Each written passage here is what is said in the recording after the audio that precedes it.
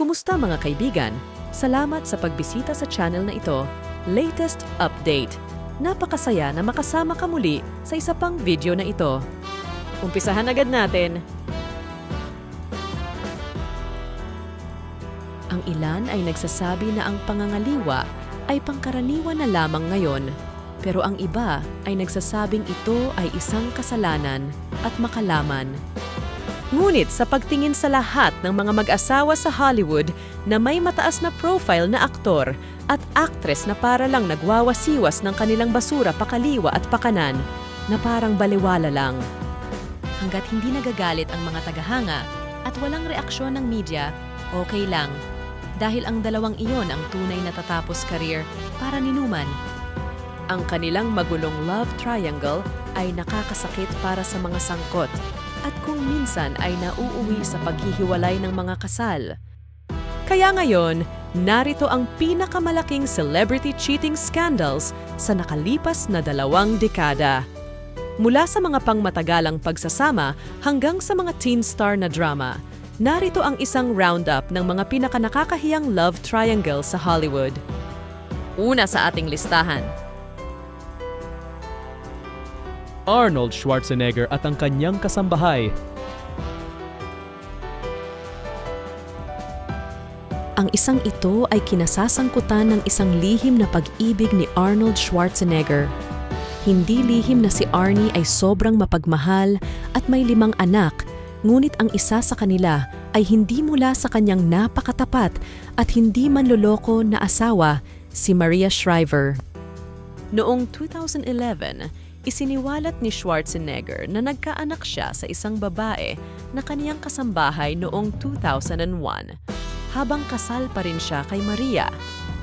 Siya ay pinanatiling empleyado habang si Schwarzenegger ay naiulat na binayaran ang pangangalaga sa bata, na sinasabing ito ay anak ng kanyang mister. Hindi ibinunyag ni Schwarzenegger ang katotohanan sa kanyang nooy asawang si Maria Shriver, hanggang matapos ang kanyang termino bilang gobernador. Nauwi sa paghihiwalay ang dalawa. Napakadelikadong laro iyan, Mr. Universe. Narito ang isa pa sa ating listahan. Kevin Federline, Shar Jackson at Britney Spears. Mayroong isang kakaibang kwento sa memoir ni Britney Spears tungkol sa pagkikita nila ni Kevin Federline. Sinabi niya na hindi niya alam na engaged na siya kay Shar Jackson o nagkaroon ng mga anak nang magkita sila. Bukod dito, nagdadalang tao na ang kanyang asawa sa kanilang pangalawang anak nang kunin siya ni Spears. Ngunit sinabi ni Jackson na nagsisinungaling si Britney at alam niya ang tungkol sa pagbubuntis. Naalala ni Shar Jackson na medyo iba ang paghihiwalay nila ng ex-fiancé na si Kevin Federline kesa kay Britney Spears. Nang makilala ni Kevin si Britney, mayroon kaming 3 anak at ang isa ay palabas pa lang. Nakatira kami sa isang 6 na silid-tulugan na bahay sa Orange County, California, sabi ni Jackson, 47, sa isang panayam kamakailan sa Daily Mail.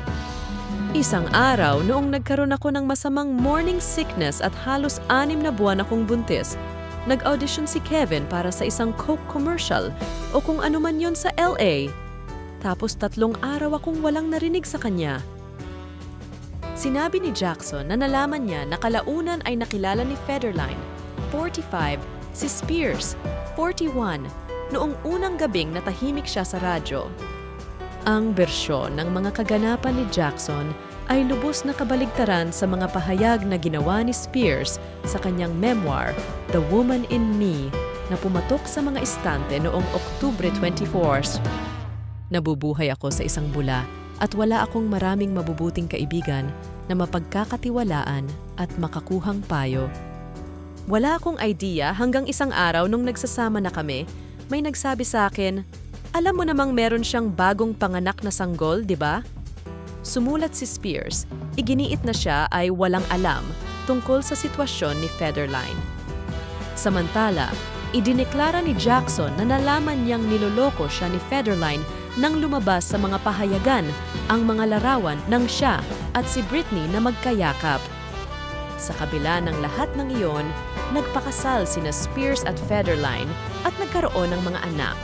Sina Spears at Federline ay nagpakasal noong 2004 pagkatapos ng 5 buwang pagsasama. Nagkaroon sila ng mga anak na lalaki na sina Preston at Jaden noong 2005 at 2006. Ngunit bandang huli ay naghiwalay din sila noong 2006. Bagamat hindi tumagal ang kanilang pagsasama, sa duo ay naghiwalay sila noong 2006 at tinapos ang kanilang diborsyo noong sumunod na taon. Isinulat ni Spears sa kanyang bagong libro na buong puso siyang nagkusa nang pakasalan niya si Federline. Sinabi ng toxic singer na nagsimulang umasim ang relasyon ng dalawa nang si Federline ay naging nasilaw sa katanyagan at kapangyarihan. Ipinagpatuloy niya, "Paulit-ulit sa aking buhay nakita ko ang katanyagan at pera na sumisira sa mga tao.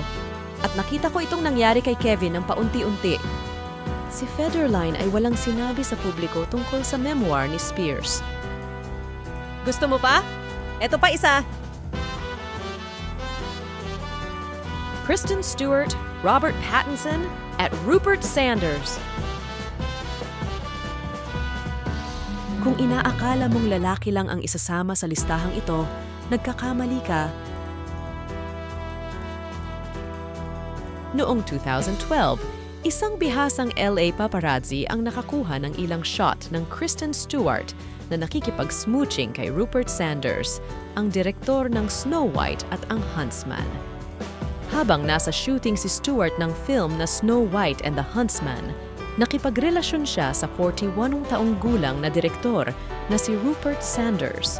Noong panahong iyon, nagsasama si Stewart at si Twilight co-star Robert Pattinson at kasal naman si Sanders sa modelong si Liberty Ross. Matapos ilantad ang mga larawan ng paparazzi sa kanila, parehong naglabas ng paumanhin sina Stewart at Sanders. Kawawang Robert Pattinson, hindi siya dapat nahulog sa bitag ng mga patay na mata niya. Ang totoong buhay na pag-iibigan sa pagitan ni Kristen Stewart at Robert Pattinson ay hindi masyadong pinansin mga tagahanga, ngunit naging mahirap ito noong 2012. Nahuli si Stewart kasama ang direktor na si Rupert Sanders at ang paparazzi ay nakakuha ng mga larawan upang patunayan ito. Si Stewart ay humingi ng paumanhin sa publiko kay Pattinson at tila hinayaan na nila ang nakaraan, ngunit ang asawa ni Sanders, si Liberty Ross, ay nagsampa ng diborsyo. So yan ang 3 sa ating listahan at meron pa yan. See you sa part 2! Dito lang sa channel na ito, latest update. Maaari mong i-click ang like button, share at subscribe. Salamat!